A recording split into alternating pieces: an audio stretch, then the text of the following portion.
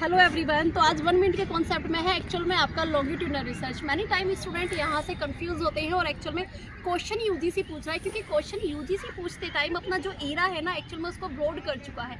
अगर मैं बात करूँ कि लॉन्गिट्यूडनल रिसर्च क्या है, तो longitudinal research totally is a define of the development research, और एक लॉन्ग टर्म के आधार पर इस रिसर्च को हम कन्वर्ट करते हैं। फॉर ऑफ एग्जाम्पल, ये जो रिसर्च है एक लंबे टाइम प्रोसेस के आधार पर चलती है, एक ऑब्जर्वेशन रिसर्च है।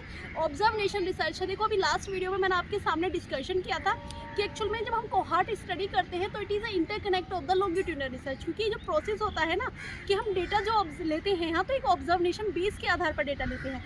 एक्चुअल में जो ये लॉन्गिट्यूडनल रिसर्च होती है फैक्टर तो सेम होता है, लेकिन इवेंट टाइम चेंज होता चला जाता है। टाइम चेंज की अगर मैं बात करूँ 1 साल, 2 साल, 3 साल, 4 साल, 5 साल, एक्चुअल में एक लॉन्ग टर्म के आधार पर हम स्टडी करते हैं, ऑब्जर्व करते हैं। जो भी रिसर्चर रिसर्च कर रहा है जिस फैक्टर के ऊपर एक्चुअल में उसके बदलते स्वरूप और एक मानसिक प्रक्रिया के आधार पर, शारीरिक प्रक्रिया के आधार पर, तब हम वहाँ से एक डेटा लेते हैं कंप्लीट रूप में। एक ये ह्यूमन जो होता है कि अपने टाइम पीरियड के आधार पर अलग अलग एज में किस तरीके से इन्वॉल्व होता है, उसकी स्टडी एक लंबे टाइम प्रोसीजर के आधार पर की जाती है।